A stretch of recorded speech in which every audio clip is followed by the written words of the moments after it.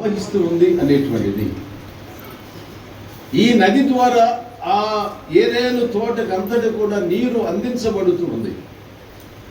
4 పాయలుగా చీరింది, లేక 4 నదులుగా చీరింది.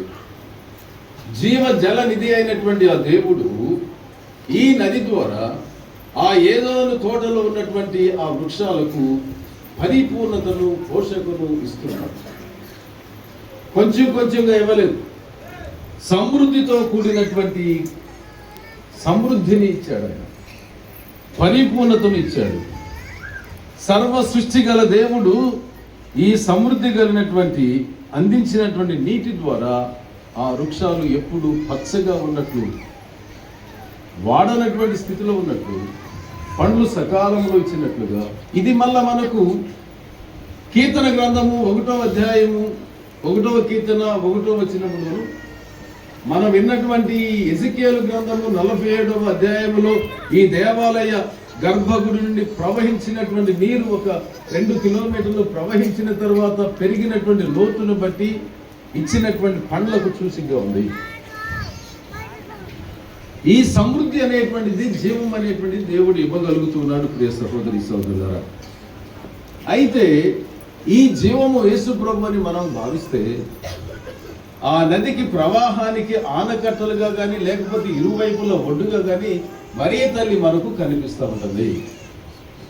మరీ తల్లి మనకు కనిపిస్తూ ఉంటుంది.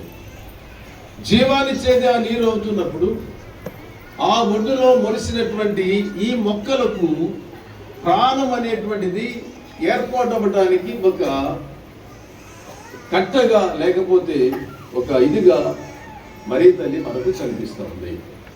కాబట్టి నదీ ప్రవాహాల ద్వారా దేవుడు తన యొక్క జీవజలాన్ని ఇస్తూ ఉంటే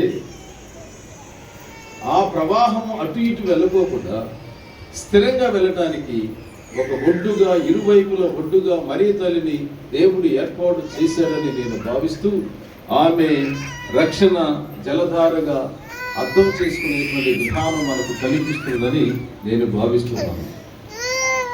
ఈ జీవనది, ఈ రక్షణ నిధి, రక్షణ ద్వారా యేసు ప్రభువు హృదయములో నుండి ప్రవహించే జీవజలధారులు మనకు సూచిస్తుంది.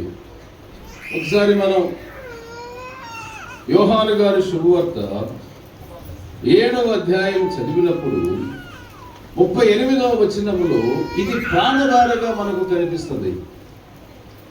ఆయన ఇచ్చేటువంటి ప్రాణధార మనకు మన హృదయాల నుండి ఒకలాంటి జీవజలాన్ని ప్రవహించేటువంటి స్థితిలో, జీవజలము ఉపికేటువంటి స్థితిలో కూడా తీసుకుని వస్తుంది. ఒక విధంగా మరీ తల్లి దీనికి సూచికగా ఉందేమో అర్థం చేసుకోవడానికి ప్రయత్నించారు. బైబిల్లో నీటి బుగ్గలు, సెలయేర్లు, నదులు అనేవి మనకు కనిపిస్తూ ఉంటాయి. నీటి బుగ్గ నేల నుండి ఉబుకుతుంది. నేల లేకపోతే నీటి లోపల ఉన్నటువంటి నీరు పైకి రావు. కాబట్టి అవినాభావ సంబంధం మరీ తల్లికి యేసు ప్రభువుకు ఉంది. మొదటిసారి మనకు నీటి బుగ్గ బైబిల్లో ఎక్కడ కనిపిస్తుందంటే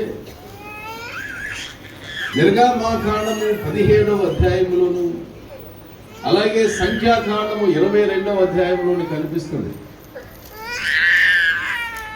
దాహార్తి తీర్చడానికి దాహము లేక కష్టపడుతున్నటువంటి ఆ ఇజ్రాయేలు ప్రజలకు కష్టపడటమే కాకుండా తిరుగుబాటు చేసేటువంటి విధిలోనికి నెట్టబడినప్పుడు, తిరుగుబాటు చేసేటువంటి విధానంలోనికి వారు వచ్చినప్పుడు మోషేతో దేవుడు దానిని కొట్టమంటాడు, బండను కొట్టమంటాడు. బండను కొట్టమన్నప్పుడు బండను కొట్టాడు, నీరు ప్రవహించింది, కొన్ని లక్షల మందికి దాహార్తిని తీర్చింది. కాబట్టి క్రీస్తు అనేటువంటి బండను పగలగొట్టినప్పుడు దాహార్తి తీర్చడానికి మరీ తల్లి యొక్క ప్రార్థనా బలం మనం ఎంతగానో ఉందని మనం నమ్మడానికి, మనం నమ్మాలి. నమ్మకపోవడం అనేటువంటిది ఒక చాదస్తంగా మారుతుంది. రెండవసారి కర్రను చాపమన్నాడు. సంఖ్యాకాండములో విసిగిపోయినటువంటి మోషే బాదుతాడు. జలము ఉబుకుతుంది కానీ మోషే శపించబడతాడు.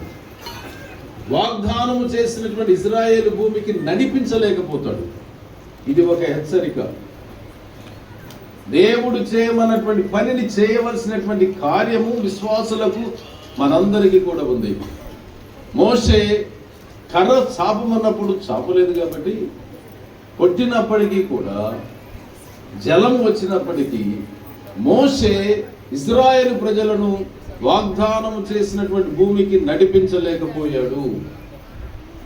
ఇది మనం మోషేను మరియ తల్లిని కనుక చూస్తే, ఆమె ఏమంది, ఓ స్త్రీ ఇది నాకేమి నీకేమి అన్నాడు ప్రభు. నాకేమి నీకేమి అన్నప్పుడు ఆమె ఏమంది, ఆయన చెప్పినట్లు చేయి. విధేయత, వినయము,